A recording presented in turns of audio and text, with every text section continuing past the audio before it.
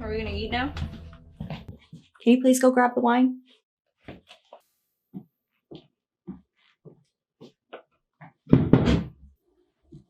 Are you ready to pig out? Serve it up.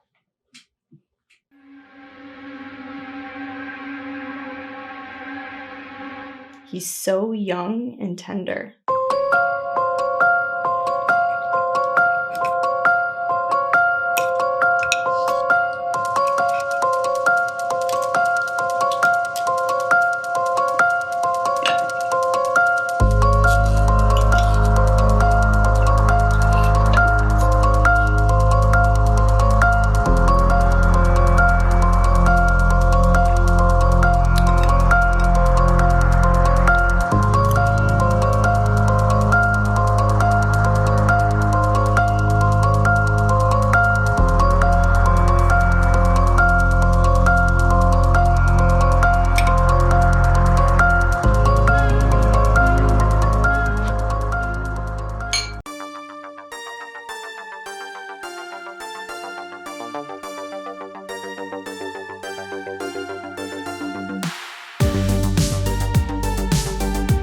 Welcome back, folks. It's Thanksgiving. Can't wait for them turkey legs. How about you guys? Yep. Gobble, gobble. So once again, thank you for joining us this week. Like I said last week, we're going to talk about basically the dinner scenes in certain movies. I mean, Lindsay, you want to start us off since you had your own dinner scene in the movie? Sure. So one of my favorite horror movies that involve a dinner scene is Would You Rather. It has Brittany Snow, and honestly, I fumbled across it on Netflix one day, and I was like, what's this? I'm kind of intrigued. And basically, it's a dinner party that this organization is throwing for people who, how can I say this nicely, are in need. Some in need, some in want. And it's a competition. It's a dinner competition. They all sit down around the table, and then it turns into a game of Would You Rather. So the winner at the end of it gets all the money or whatever they need, whatever their problem may be at the time. So I don't want to spoil it too much, but I will say that from the beginning, the storyline that we follow with Brittany Snow is her brother is sick and he needs a bone marrow transplant, and it's just her and her brother. The parents have passed away. So it's her responsibility to now pay for his medical care. He's older. He's not a little kid, but I mean, he can't work. He's like really sick. So she tries applying to a job at a diner and she gets rejected for it. So she can't. She gets denied that job. So this opportunity comes along for this dinner and she decides to go. Long story short, last man standing wins. And the trials that they have to choose between, they start off small. They start off with, for example, she's a vegetarian. So the dinner that was served was steak, mashed potatoes. And she said, not to be rude, but I'm a vegetarian.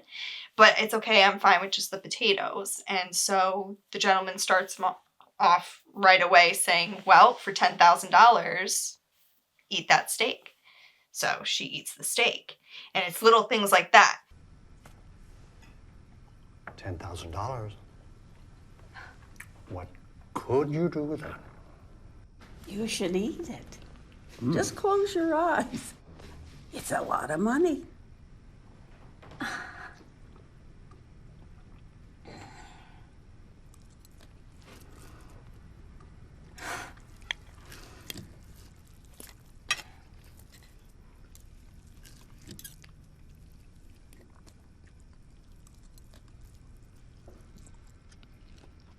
And then it moves on to murder, pretty much. The last man standing. And she's the last man standing. But I won't tell you the twist at the end, because it is quite a twist. Yeah, I stumbled on that one, and the twist is actually really good. But it's just like a bunch of strangers sitting there, and the thing they would do for money has always been something that's, like a weakness of all of us. Right. And yeah, that movie was just it was so demented. It was brutal. And It really was yeah, brutal. The scenes there and there are just like you're like, wow. I mean, I wouldn't have done none of that stuff. And the interesting part to it as well is the fact that you had the Iris character, Yep. who is your typical cliche type heroine, Yep. and not only is she in a room with strangers who she's competing against, they immediately put somebody across who was the opposite of her, Amy, Yep. played by Sasha Grey. And I found that interesting, basically, the clash between both of those Yeah. two characters. You had basically the good wholesome gal, and you had basically the gothic chick who just didn't give a crap about anybody. Well, Yeah. you had the good girl, then you had Sasha Grey, man. Let's just, I mean, let's Sasha keep- Grey's you know, just let's awesome. tell her how it is, man. Yeah. No! Oh, no! Come on. Blue No, please. is for Linda. No, please. Amy, No. you're next. Would you rather electrocute yourself or... Wait. Take it easy. We're competing, right? Oh, what about you? I mean, I think the horrors of this isn't really the murder, but getting the vegetarian to eat the steak. I mean, any vegan will tell you that's brutal, man. Like, I'm not vegan, but I have a lot of vegan friends, and they always, they tell me about their experiences and stuff. And something like that, not only visually but like psychologically, what it does to somebody like that. I think that alone is definitely something that's gonna make people very uncomfortable. Yeah, I mean, and then you had the slight spoil, and you had the guy who basically stopped drinking for 16 years. I won't tell you what happened to him, but just to show you what another circumstance where it's more psychological than visceral. But the scotch. Well, we could consider that a momentary lapse to change your life.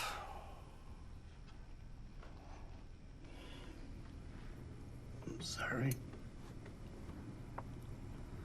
I'm sorry. So what would you rather do?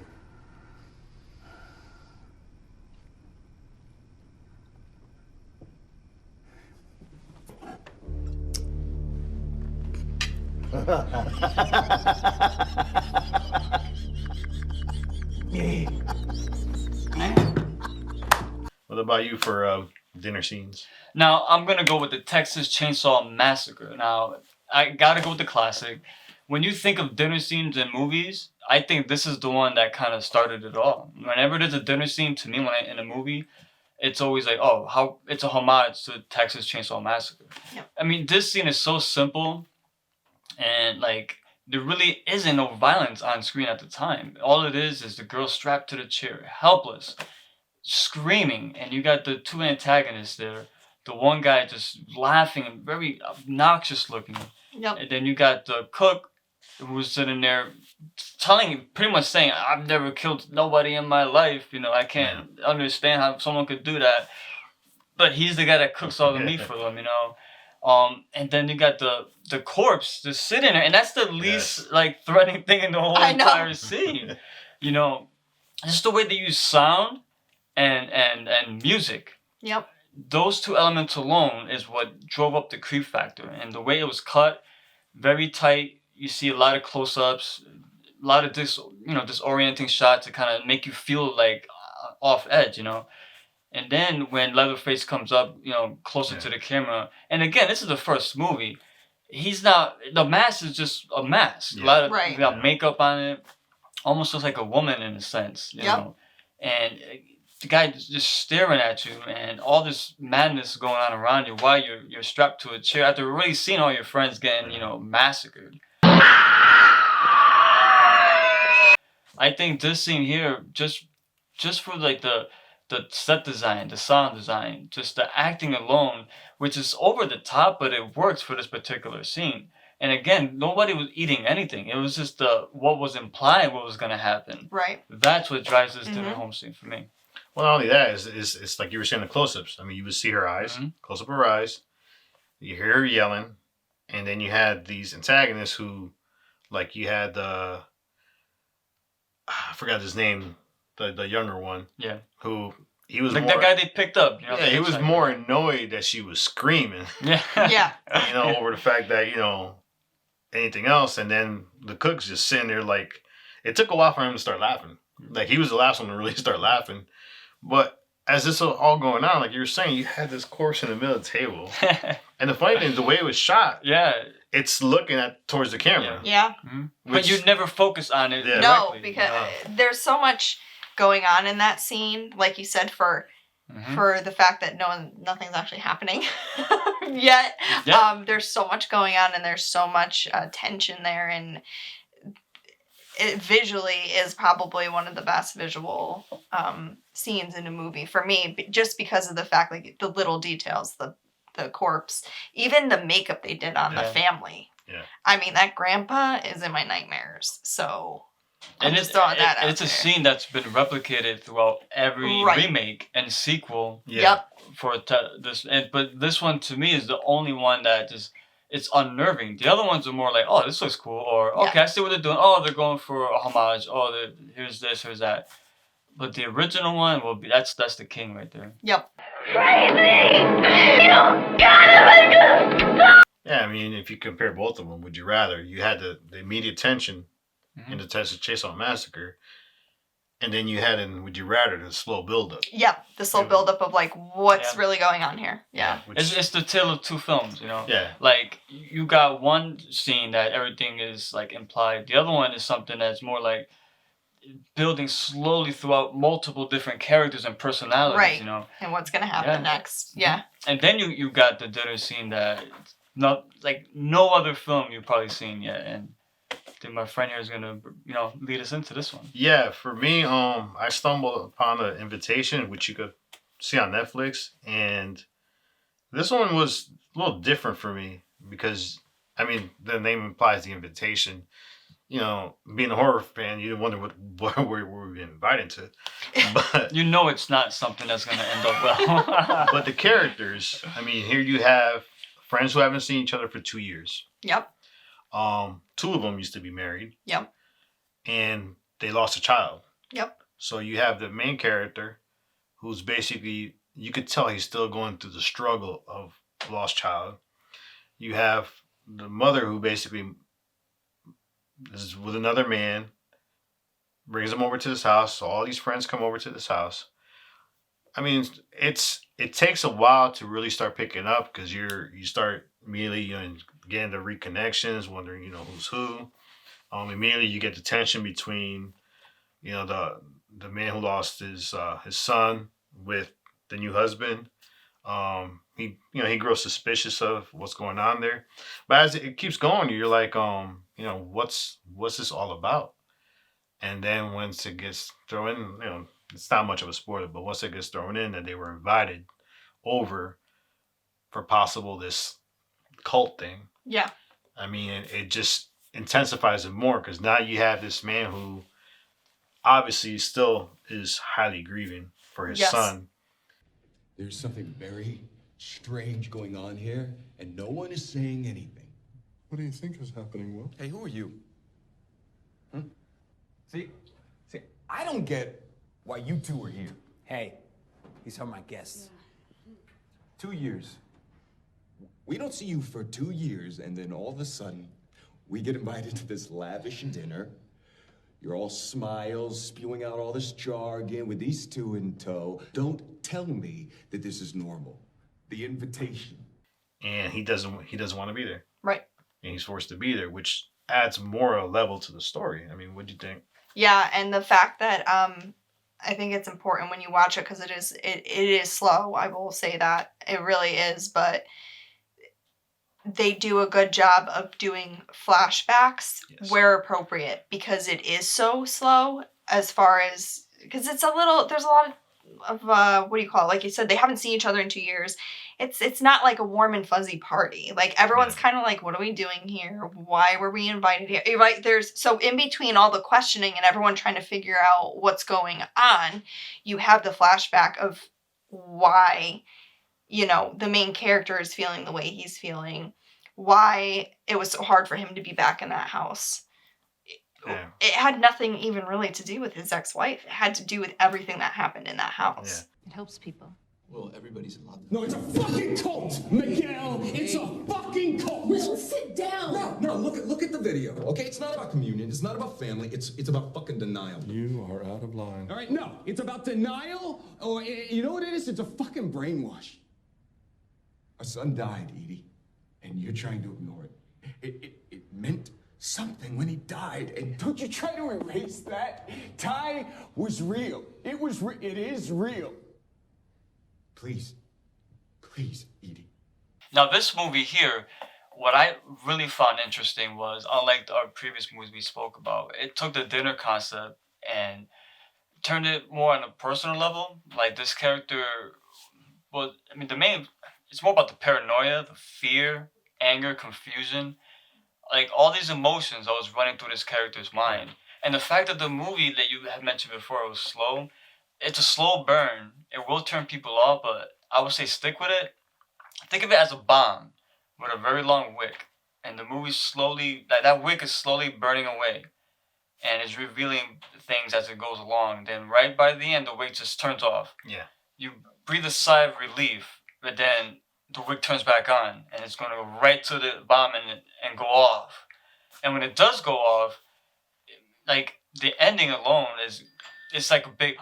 Oh, I mean, I'll let you get into that, but I think in general, that's what really got me more into the movie. So I'm like, okay, like, it takes you on this ride, gives you that momentary pause, like, okay, everything's all right, I see what's going on, but then it flips it, and boom. Yep. Yeah. Well, it's one of those things, it's like, you knew eventually it's going to lead to them when they finally sit down. Right. Yeah, so, yeah, and that's the thing, is you're waiting for that dinner scene. All right, when are they gonna get to it? And how did the food just magically appear? Who cooked? Yeah. I don't know, but that food looked bomb. Everything that was going on, like, wait, what's going on here?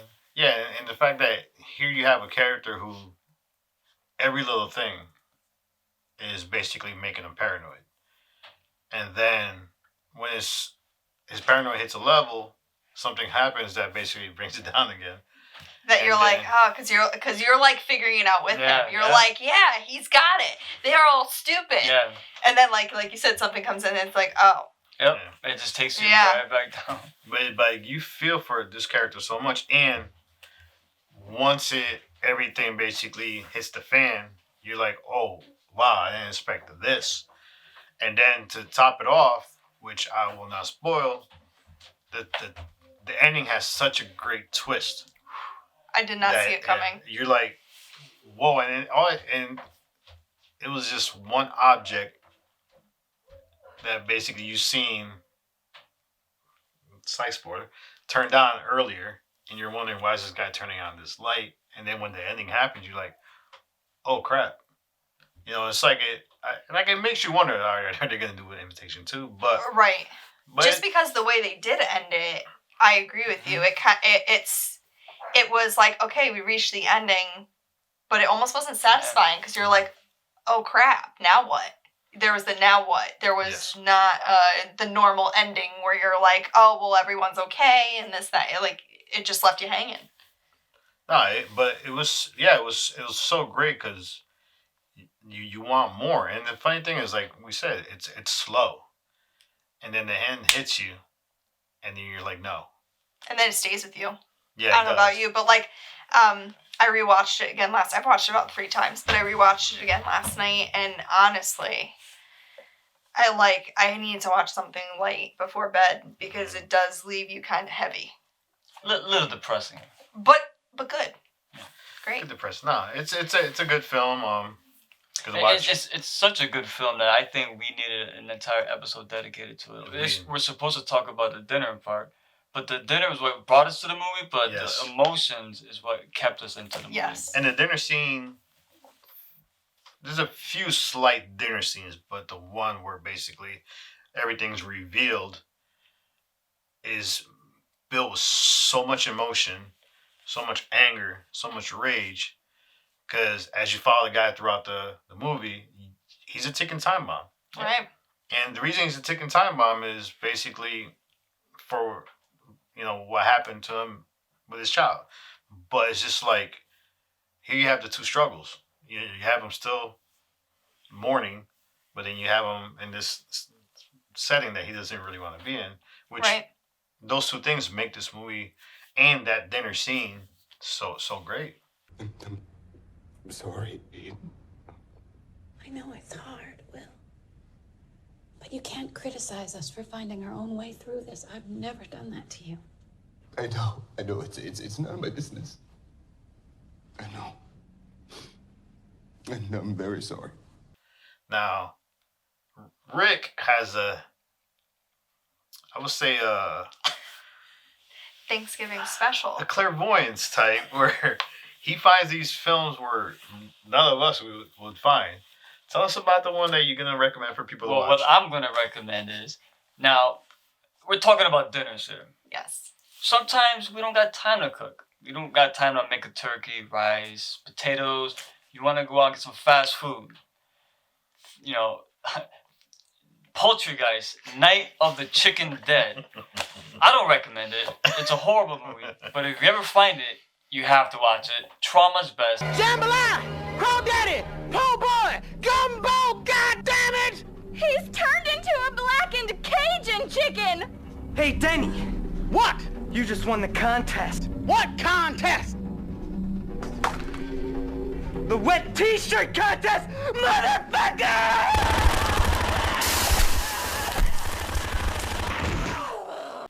Give this movie a watch. You'll hate me forever. Trust me.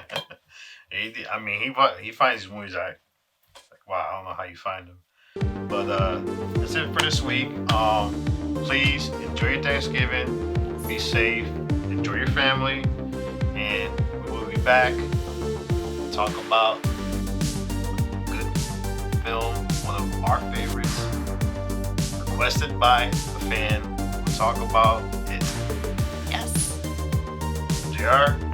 Wednesday. Rick, and make sure you subscribe on YouTube, and we're going to be putting out all types of content just for you horror fans. Stay safe.